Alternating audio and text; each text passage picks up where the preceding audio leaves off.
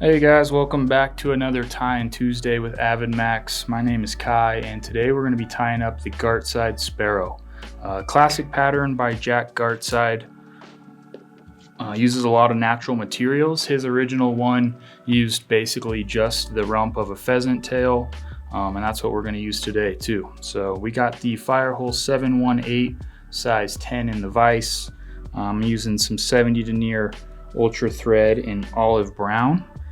So we'll go ahead and get that started just right behind the eye. This point where I started is where I want to take my body up to before we start doing the collar and the head.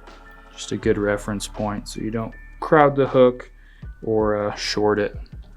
We'll give ourselves a nice clean base there so materials aren't slipping off. And then we're going to go ahead and tie in the tail. The tail for this is just some plumage from one of the feathers on the rump here. You can use all kinds of stuff. It's basically just a chickaboo feather.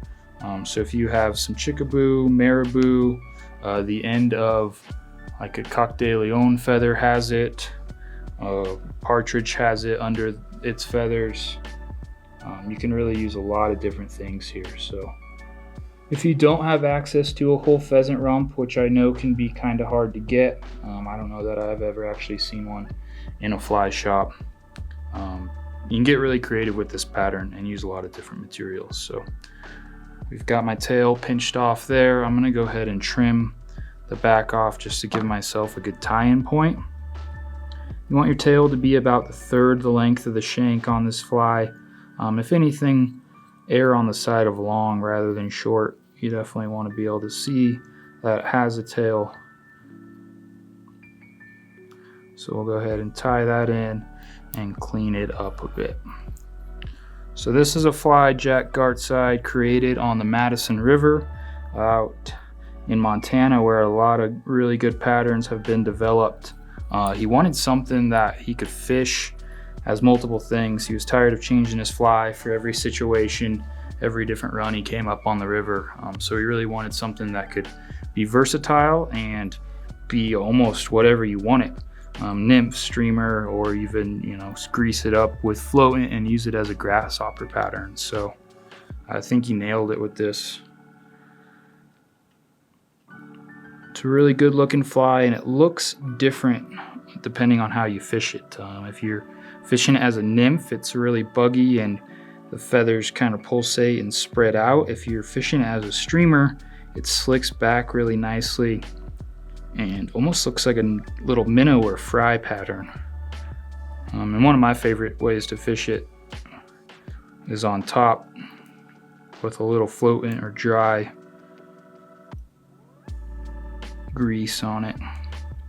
So we're just cleaning up our body here. Tied in some UTC wire for our ribbing. For the dubbing today, we're using some olive hare's ear dubbing from Hareline, and we're mixing that with my favorite, the SLF Spikey squirrel dubbing in the natural fox. Go ahead and blend these up. Jack says he likes 1 part rabbit here, 2 parts squirrel, and that gives it just the right amount of bugginess. He also tied the original one in olive, which is what we're doing today. I've tied this and fished it in a lot of colors. Tan, brown, I've even done a purple body and found some success with it. So we blend up our dubbing real nice, and then we'll start with our dubbing noodle. It's supposed to be a pretty buggy fly, so don't concentrate too much on getting your noodle perfect and straight fibers. That all makes it better. So we'll keep dubbing this on here.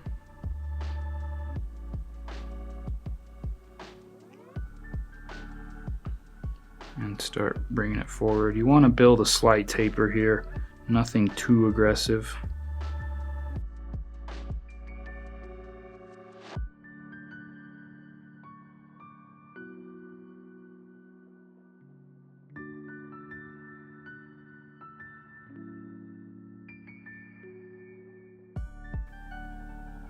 So we'll go ahead and half hitch this off and just let our bobbin hang. Use our rotary function to give it a rib. You can use a lot of different colors on the rib. I use copper and gold. I think those both give a nice shine. But this brown is nice and stays with the natural theme as well. So go ahead, rib it. Adds a lot of durability. And then brush it out. Dubbing brush I'm using today is just a gun cleaner. I believe it's probably like a 22 caliber. They're pretty easy to get, super inexpensive, and these rough copper bristles on them really do a number for brushing out all kinds of dubbing. So give it a little bit of a brush, make it for our collar or flank here on this fly. Again, we're going to use a feather from this Phesant Rump. You're going to want to take one of these ones with a little bit of coloration to it. You can use a more gray one. You can use something softer from the back of the rump. You can also use Indian hen here, partridge, really anything. Brahma hen would be a really good one from whiting to use. So we'll go ahead and strip off this under plume from the feather and set that aside to use on a fly in the future. Kind of clean this up a little more. So nice red feather there, and then we will peel this back while just holding on to the tip. Kind of clean that back and snip it off right up here. It'll give us a nice clean tie-in point. And we'll grab our hackle pliers and start wrapping this around. You want this to be a pretty sparse collar here. Typically only take it 1.5, 2 times around, depending on how bushy or thick my feather is. But with this Phesant Rump feather, usually about 2 times is just right. So swing that around there and tie it off. Come in and snip this out. Send those back to clean it up a bit. So another important part to note here, these should be at least to the tail here, if not longer, is just fine.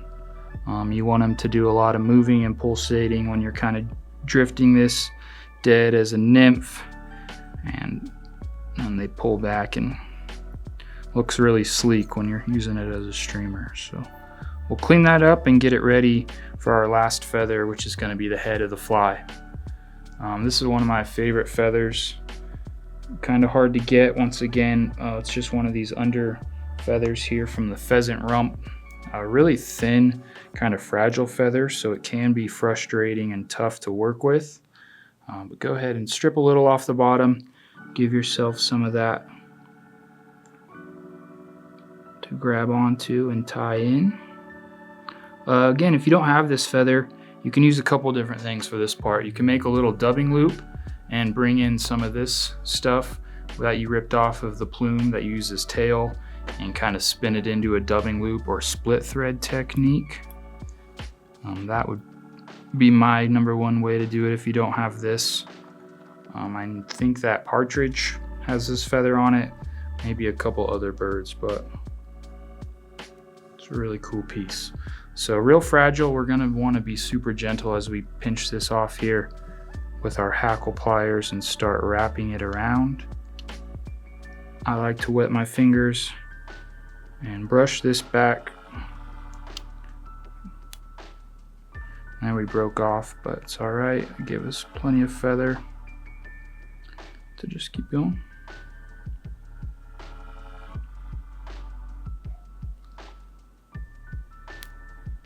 Whoa.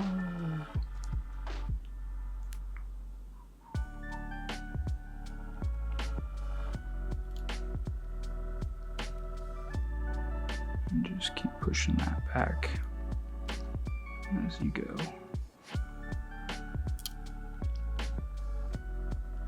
take this all the way up to the head and tie it off as close as we can behind the eye of the hook.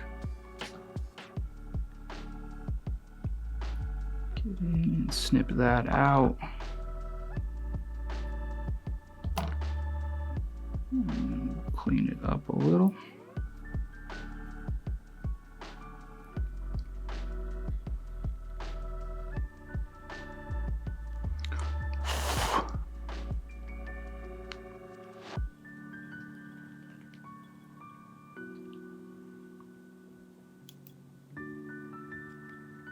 Come in, give it a couple whip finishes.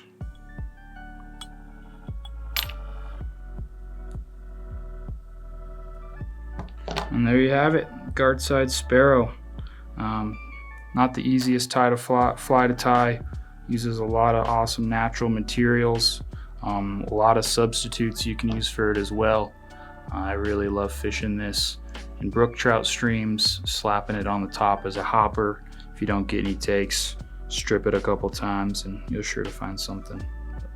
There it is. Thanks, guys.